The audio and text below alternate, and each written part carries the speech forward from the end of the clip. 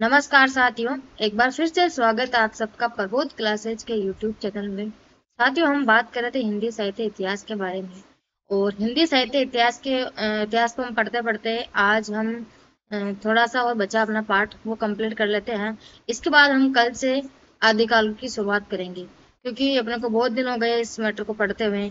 और मैंने कोशिश भी यही की है कि जितना हो सके उतना डीपली पढूं, ताकि आपका नेट का पेपर भी आ रहा है तो वो भी दे सको, तो आप पढ़ के तो कम से कम कुछ क्वेश्चन आपको यहाँ से बेनिफिट मिले। तो आज हम जैसे अपने कुछ कालक्रम विभाजन के बारे में कुछ इतिहास काल का बच गया था तो वो कंप्लीट कर लेते हैं। उसके बाद कल से हमारी कक्षा आदिकाल को लेकर शुरू हो जाएगी। ठीक है, तो सबसे पहले हम बात करते हैं आज नागरी प्रचारणी सभा काशी का काल विभाजन के बारे में। नागरी प्रचारणी सभा काशी का जो काल विभाजन है, इन्होंने 5 भागों में काल विभाजन किया था। वैसे इनका 4 भाग ही है। एक जो संक्रांति काल है, इसका कोई विशेष विशेषता नहीं है इसके बारे में। ठीक है, तो इन्होंने जब 5 भागों में काल विभाजित किया था, तो सबसे पहला काल आदिकाल, दूसरा पूर्व मध्य काल, जो तीसरा काल है इनका उत्तर मध्य काल, और जो चौथा काल इन्होंने विभाजित किया वो संक्रांति काल, और पांचवा काल है वो आधुनिक काल, जिसको इन्होंने आधुनिक काल को काफी ज्यादा विभागों में बांटा था। ठीक है, आदिकाल की हम बात करें, आदिकाल को वीरगाथा काल भी कहते हैं। और वीरगाथा काल किसने कहा था? आचार्य रामचंद्र शुक्ल ने भी कहा था। ठीक है, आदिकाल को वीरगाथा काल, इसका जो समय है विक्रम संवत 1050 से 1375, यानी कि जो विक्रम संवत है 1050 से 1375 तक है। अगर वही हम ईसवी सन में देखें तो 993 से 1318 ईस्वी तक है। ठीक है, आपको ये इधर ईस्वी सन दिया गया है और इधर ये विक्रम संवत दिया गया है। क्योंकि अगर आपको विक्रम संवत नहीं पता तो आप ईस्वी सन याद कर सकते हो, उसमें 57 जोड़ सकते हैं, पर 57 माइनस करने पे आपके ईस्वी सन आ जाता है। ठीक है, आगे हम बात करते हैं दूसरा जो काल है वो है पूर्व मध्य काल। पूर्व मध्य काल को उन्होंने भक्ति काल नाम दिया था। और इसका जो कालक्रम है वो काल विभाजन है वो है, समय है विक्रम संवत 1375 से 1700 तक, यानी कि विक्रम संवत 1375 से 1700 तक इनका जो समय है। वहीं अगर ईस्वी सन में देखें हम तो 1318 से 1643 ईस्वी तक। ठीक है, इसके बाद आगे हम बात करते हैं तीसरा काल है, उसका नाम है उत्तर मध्य काल, या फिर इसी को रीति काल कहते हैं। इसका जो समय है वह है विक्रम संवत 1700 से 1900। क्या है? विक्रम संवत 1700 से 1900। अगर इसी को हम ईस्वी सन में देखें तो 1643 से 1843 ईस्वी। ठीक है, आगे हम बात करें संक्रांति काल की, कि जिसकी कोई विशेषता नहीं थी, लेकिन इन्होंने काल विभाजन किया है जो संक्रांति काल का। तो इसका जो समय है वो है 1843 से 1857 ईस्वी। आगे हम बात करते हैं आधुनिक काल के बारे में। जो पांचवा काल विभाजन है वो है आधुनिक काल। आधुनिक काल का इन्होंने 1857 से लेके लगातार इन्होंने काल विभाजन किया था। आधुनिक काल के अंदर इन्होंने सबसे पहले जो काल आया वो भारतेंदु युग, भारतेंदु युग का इन्होंने समय माना था 1857 ईस्वी से 1900 ईस्वी तक। आगे दूसरे नंबर पर हम बात करें तो द्विवेदी युग। द्विवेदी युग का जो समय है 1900 से 1918 ईस्वी। ठीक है, आगे हम बात करें इसके बाद तो तीसरा जो काल है या फिर तीसरा युग है वो है छायावाद युग। और छायावाद का जो युग इन्होंने समय माना है वो 1918 से 1936 तक। ठीक है, इसके बाद आगे हम बात करें तो छायावाद का प्रगतिवाद, प्रगतिवाद का जिन्होंने समय माना है 1936 से 1943 ईस्वी तक। पांचवा जो वाद इन्होंने काल माना है वो है प्रयोगवाद, और प्रयोगवाद का इन्होंने समय माना है 1943 से 1952 ईस्वी तक। ठीक है, इसको आगे आता है नई कविता। नई कविता का इन्होंने समय माना था, जो काल माना था कालक्रम इन्होंने 1952 से 1960 ईस्वी तक। आगे हम बात करते हैं साटोत्री कविता के बारे में। साटोत्री कविता का इन्होंने काल विभाजन क्या माना था? कविता का जो काल विभाजन माना था इन्होंने 1960 से 1990 ईस्वी तक। उसके बाद आगे हम बात करते हैं 8वें नंबर पे समकालीन कविता, और इसका समय माना था इन्होंने 1990 से 2000 ईस्वी तक। और सबसे अंतिम जो समय माना था इन्होंने अद्यतन कविता, और अद्यतन कविता का जो समय माना था 2000 से लगातार, यानी कि अब तक का जो समय मान रहे वो अद्यतन कविता का कालक्रम मान रहे। ठीक है, इसके बाद आगे हम बात करते हैं मोहन अवस्थी द्वारा किया गया काल विभाजन। साथियों, मैं इसलिए सभी जो इतिहासकार है लेखक उनके इसलिए उनका काल विभाजन सबका लेके आई हूँ, क्योंकि नेट के अंदर ये इनसे क्वेश्चन पूछे जा चुके हैं। तो आपको पता है कि नेट जेआरएफ करने से मतलब आप जेआरएफ तो हाई देखते हैं, आपके मेरिट के अनुसार जेआरएफ क्वालिफाई कर बहुत बहुत अच्छी बात है। लेकिन मैंने देखा है कि नेट के अंदर इनमें से क्वेश्चन पूछे जा चुके हैं, तो मैंने सोचा कि क्यों ना सबके करवा दूं, इसलिए मैंने पहले कुछ इतिहासकारों के बारे में करवाए थे, फिर मैंने अंत में मैंने इन सब का भी करवाने का सोच लिया था। अभी ठीक है, जब करवा रहे हैं तो डीपली करवाते हैं बच्चों का, ताकि कहीं और जाने की जगह जरूरत नहीं पड़े, जिससे कोई बुक ढूंढने की जरूरत नहीं पड़े बच्चों को। ठीक है। और आगे हम बात करते हैं मोहन अवस्थी द्वारा किया गया काल विभाजन। इन्होंने 4 भागों में विभाजन किया था: आधार काल, भक्ति काल, रीति काल और विद्रोह काल। आधार काल के बारे में हम बात करें, इसका समय माना था इन्होंने 700 से 1400 ईस्वी तक। वहीं भक्ति काल के बारे में हम बात करें तो भक्ति काल का समय माना था इन्होंने 1400 से 1600 ईस्वी तक। आगे हम बात करें रीति काल का समय, तो रीति काल का समय इन्होंने 1600 से 1857 ईस्वी तक माना था। और अंतिम हम बात करें तो चौथा जो काल है विद्रोह काल, और इसका समय माना था इन्होंने 1857 से लगातार, यानी कि 1857 ईस्वी से लगातार इन्होंने मोहन अवस्थी द्वारा किया गया काल विभाजन माना था। ठीक है। इसके बाद आगे हम बात करते हैं डॉक्टर रामशंकर शुक्ल रसाल के अनुसार काल विभाजन। साथियों, एक रमाशंकर शुक्ल रसाल होता है और एक रामशंकर शुक्ल रसाल होता है, तो दोनों का थोड़ा एक बार आपको देख के चलना पड़ेगा, कहीं कंफ्यूजन ना हो जाए आप। इनकी जो रचना है हिंदी साहित्य का इतिहास, क्या नाम है? हिंदी साहित्य का इतिहास, जिसका प्रकाशन कब हुआ था? 1931 ईस्वी में। डॉक्टर रामशंकर शुक्ल रसाल जी के जो रचना है वो पुस्तक कौन सी है? हिंदी साहित्य का इतिहास, जिसका प्रकाशन कब हुआ था? 1931 ईस्वी में। इनकी हम बात करें तो इन्होंने इन्होंने भी जो हिंदी साहित्य का इतिहास है, इनका काल विभाजन 4 भागों में किया था: आदिकाल, मध्यकाल, आधुनिक काल और वर्तमान काल। आदिकाल, मध्यकाल, आधुनिक काल और वर्तमान काल। आदिकाल का जो इन्होंने नाम दिया था वो दिया था हिंदी साहित्य की बाल्य अवस्था। क्या दिया था? हिंदी साहित्य की बाल्य अवस्था, जिसका हम विभाजन मानते हैं तो इन्होंने 2 भागों में विभाजन किया था हिंदी साहित्य की बाल्य अवस्था का। जो पहला जो विभाजन इन्होंने माना था, पूर्वाध आदि काल विक्रम संवत, यानी कि जो पूर्वाध आदि काल, इन्होंने जो आदि काल का समय माना था उसको जो नाम दिया था हिंदी साहित्य की बाल्यावस्था, और उसके अंदर इन्होंने 2 भागों में विभाजित किया था: पूर्वाध आदि काल और उत्तराध आदि काल। पूर्वाध जो आदि काल है उसका जो इन्होंने समय माना था वो विक्रम संवत 1000 से 1200 तक माना था। वहीं उत्तरार्ध का देखिए, हम उत्तरार्ध आदिकाल का समय माना था इन्होंने विक्रम संवत 1200 से 1400 तक। ठीक है। आगे हम बात करते हैं इन्होंने मध्यकाल के बारे में क्या कहा था। तो मध्यकाल का जो नाम इन्होंने दिया था वो था हिंदी साहित्य की किशोरावस्था। क्या था? हिंदी साहित्य की किशोरावस्था। इसको भी जो मध्यकाल है, इन्होंने मध्यकाल को भी 2 भागों में विभाजित किया था: पूर्वार्ध मध्यकाल और उत्तरार्ध मध्यकाल। पूर्वार्ध मध्यकाल के बारे में हम बात करें तो इसका समय है विक्रम संवत 1400 से 1600। और वहीं अगर हम उत्तरार्ध मध्यकाल के बारे में बात करें तो क्या है?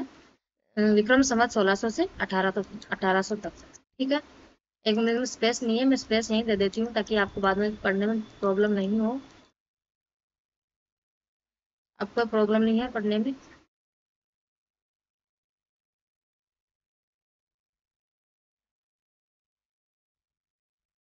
सेटलमेंट पूरा।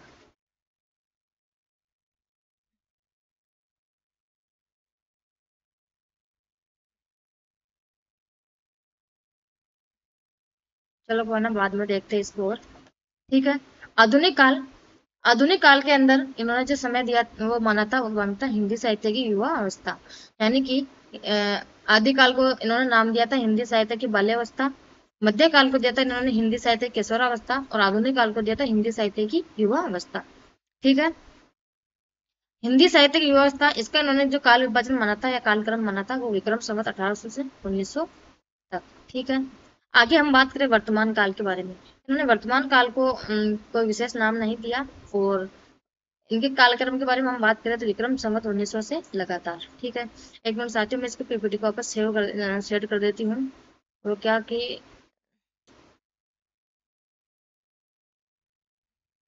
कारणवश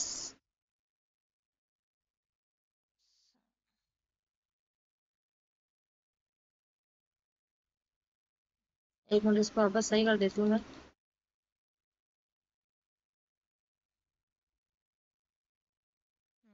अब हो गई। ठीक है।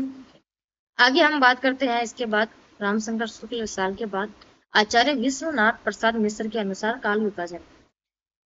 आचार्य विश्वनाथ प्रसाद मिश्र जी के अनुसार हम बात करें तो इन्होंने भी हिंदी साहित्य इतिहास को 4 भागों में विभाजित किया था, यानी 4 भागों में माना था।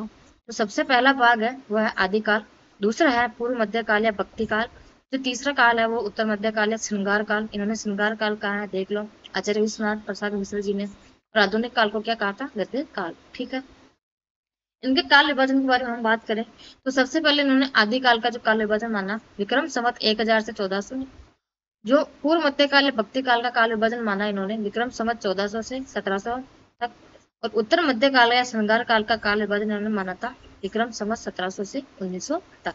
ठीक है, अंतिम जो समय माना इन्होंने आधुनिक काल या गद्य काल का विक्रम संवत 1900 से लगातार। इसके बाद आगे हम बात करते हैं कि राम लखावन पांडे द्वारा काल विभाजन, यानी कि जो राम लखावन पांडे जी है इन्होंने भी हिंदी साहित्य इतिहास का काल विभाजन किया था। और इन्होंने किस नाम से किया था आप वो एक बार देखिए, इन्होंने हटके बिल्कुल अलग से नाम दिया था।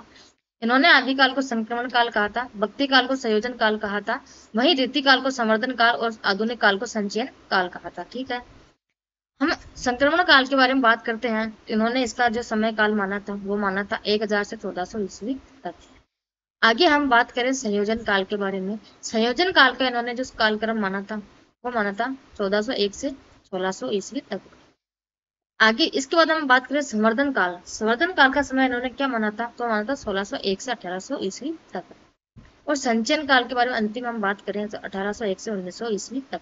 साथियों, अब तक अपने जैसे इतने इतिहास काल के बारे में पढ़ा था, किसी के भी जो सन था ईस्वी सन था, ब्रह्म संवत था, किसी के भी कालक्रम में 1401, 1601, 1801 से शुरुआत नहीं थी। ठीक है, आपको राम लखावन जी का याद करने की जरूरत नहीं है मेरे ख्याल से, क्योंकि आपको यहाँ ध्यान में रह सकता है कि यहाँ 1401 से 1600, 1601 से 1800, 1801 से 1900 ईस्वी तक। ठीक है, आगे हम बात करें आचार्य राम स्वरूप चतुर्वेदी द्वारा काल विभाजन, यानी जो आचार्य राम स्वरूप चतुर्वेदी जी हैं अपने, उनके द्वारा काल विभाजन के बारे में हम बात करें तो इन्होंने आदिकाल को वीरगाथा काल, इन्होंने आचार्य रामचंद्र शुक्ल जी के काल विभाजन को लगभग लगभग सेम माना था।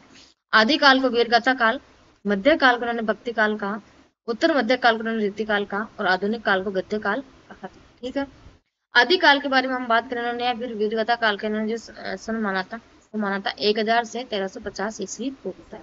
ठीक है, मध्य काल या फिर भक्ति काल के बारे में हम बात करें तो 1350 से 1650 ईस्वी तक। उत्तर मध्य काल या फिर रीति काल के बारे में हम बात करें तो 1650 से 1850 ईस्वी तक। आधुनिक काल यानी अंतिम के बारे में हम बात करें तो गद्य काल, इसका जो सन माना इन्होंने 1850 से लगातार तक, यानी कि अब तक का जो समय मान रहे वो गद्य काल का मान रहे, आधुनिक काल का माना है। ठीक है, आगे हम बात करें श्याम सुंदर दास द्वारा काल विभाजन, यानी कि जो श्याम सुंदर दास है अपने, इनके द्वारा काल विभाजन के बारे में हम बात करते हैं। साथियों, ये आज का अपना अंतिम है समय है, मतलब अंतिम काल विभाजन है। इसके बाद कल से हम जो आदिकाल हम तो उसकी शुरुआत करने वाले हैं। और आदिकाल को भक्ति काल, मतलब मैं हिंदी साहित्य इतिहास को अब से मैं यहाँ तक तो क्या, जैसे कोई क्वेश्चन इतना डीप आता भी नहीं है, और अगर कोई क्वेश्चन आता भी है तो इसमें से बाहर नहीं जाएगा, ये गारंटी है। ठीक है, क्योंकि इसमें से अब तक जो क्वेश्चन मैंने देखे हैं तो ज्यादा कोई विशेषता वाले क्वेश्चन नहीं आए हैं। डायरेक्ट पूछा गया क्वेश्चन था कि जैसे आचार्य रामचंद्र शुक्ल जी ने क्या माना था सन, मतलब जैसे आदिकाल का सन क्या माना था, विक्रम संवत क्या माना था, जैसे कुछ भी। और आगे जैसे अपने नागरिक प्रचार सभा के इसकी रचना किसने की, इसकी रचना पुस्तक कौन सी है, कितने भागों में विभाजित है, तो ऐसे क्वेश्चन अब तक आए हुए थे, तो जिनके बारे में मैंने आपको अच्छे से बता दिया है। और जैसे अपने आदिकाल से पहले अब तक जितना भी जो अपने पढ़ा है तो उसकी जो टेस्ट है, एक बार तो मैं टेस्ट सीरीज बहुत जल्दी आपके सामने लेके आने वाली हूँ कि उसमें यही रहेगा कि जैसे अब तक आए हुए क्वेश्चन, कि अब तक अपने आदिकाल से पहले जो मैं अपने पढ़ा है तो उसमें से कितने क्वेश्चन पहले एग्जाम में देख चुके हैं हम कि और कैसा पैटर्न आ रहा है, और अब कैसा पैटर्न आने वाला है, और कहाँ से क्वेश्चन आने वाले हैं। जैसे बार बार कहीं से क्वेश्चन आ रहे हैं, जैसे बार बार एक जगह से क्वेश्चन उठ रहा है, तो मतलब वो इम्पोर्टेंट है। ठीक है, तो ये आपको क्या कि जैसे क्वेश्चन का लेवल देखने के बाद आपको पता लग जाएगा कि क्वेश्चन का लेवल कैसा रहता है। ठीक है, और साथियों, आप लोगों से एक विनती है मेरी कि आप चैनल को सब्सक्राइब करें और जितना हो सके उतना शेयर करें, क्योंकि आप लोगों के सपोर्ट की वजह से हमारे को मोटिवेट मिलता है, जैसे हम आगे बढ़ेंगे। हमें ऐसा लगता है कि हाँ, बच्चों को पढ़ने का बिल्कुल मन में है कि हाँ हम पढ़े, तो अगर आप लोग सपोर्ट करोगे तो ही हमारा मन में भी थोड़ा ठीक लगेगा, हमें भी। और उसके बाद बहुत सारे बच्चे की मुझे वापस फिर से कमेंट आ रहा है कि मैम आचार संहिता लग चुकी है, फालतू क्या करें। तो मेरे ख्याल से आचार संहिता लग गई तो उससे आपको कोई प्रॉब्लम नहीं होनी चाहिए, पहली बात तो। क्यों? क्योंकि आचार संहिता लगने से आपको फायदा ही है। क्या फायदा है? कि जैसे किसी ने, अगर किसी की तैयारी बहुत अच्छी होती तो शायद वो इन वैकेंसी में निकल ही जाता, इतना टैलेंटेड होता तो। और आपकी तैयारी अच्छी नहीं है, इसलिए आपको पढ़ने का मौका भी मिल गया है, ठीक है, पहली बात तो। दूसरी बात, उससे आपको कोई लेना देना नहीं है कि कब वैकेंसी आएगी कब नहीं आएगी। तो आपको अपनी पढ़ाई मजबूत, अपनी तैयारी मजबूत रखो, पेपर कभी भी आए, ठीक है। आपको उससे कोई मतलब नहीं है कि क्या है, कब वैकेंसी आएगी। कोई निराश होने की आवश्यकता नहीं है आपको। आराम से बेझिझक जितना हो सके, जितना पहले पढ़ा है उसको रिवीजन करते रहो, और जितना हो सके डीप पढ़ने की कोशिश करो। कि जितना हो सके मैं विशेषता को देखो, जितना हो सके उतना डीप पढ़ने की कोशिश करो, ठीक है। तो हम बात करते हैं श्याम सुंदर दास द्वारा काल विभाजन के बारे में। इन्होंने आदिकाल को वीर काल, पूर्व मध्य काल को भक्ति काल, उत्तर मध्य काल को रीति काल और आधुनिक काल यानी नवीन विकास काल कहा था, ठीक है। और इनके समय के बारे में हम बात करें तो विक्रम संवत 1050 से 1400 तक माना था आदिकाल का, यानी वीर काल का। और भक्ति काल का इन्होंने विक्रम संवत 1400 से 1700 माना था। वहीं रीति काल की बात करें हम, रीति काल के बारे में, तो विक्रम संवत 1700 से 1900 तक माना था। नवीन विकास काल जो आधुनिक काल था, उसकी हम बात करें तो इन्होंने जो समय माना था वो माना था विक्रम संवत 1900 से लगातार, ठीक है साथियों। तो आज की हमारी कक्षा यहीं तक रहने वाली है। कल से हम शुरुआत करेंगे आदिकाल को। और जितना हो सके आप पहले से पढ़ के आया करो कि आदिकाल को हम पढ़ रहे थे, इससे पहले हम कुछ पढ़ के जाए। मैम से कुछ क्वेश्चन करे कि देख मैम को कितना क्या है, आपको क्वेश्चन करना है कि कोई क्वेश्चन प्रॉब्लम हो रही है तो आपको एक्स्ट्रा क्वेश्चन, अब जब आप पूछोगे नहीं तो मुझे कैसे पता लगेगा आपका लेवल कैसे आया, कि आपको कितना क्या आ रहा है। तो जब तक आप पूछोगे नहीं, तो मैं ये कहती हूँ आप हर एक क्वेश्चन कमेंट में पूछे, आपको जरूर जवाब मिलेगा। और बहुत जल्द मैं आपके सामने। साथियों क्या कि सिचुएशन ऐसी है कि हम भी कोई अमीर नहीं है, बहुत गरीब फैमिली से हैं। तो हमारे पास भी इतना कुछ नहीं है कि हम बहुत बड़े बड़े 5-5 लाख के डिजिटल बोर्ड खरीद सकें। तो बहुत जल्द हम लाइव आने वाले हैं वैसे, कि जहाँ तक कोशिश है कि दीपावली के बाद से हम लाइव आने लग जाएंगे, ठीक है। तो धन्यवाद।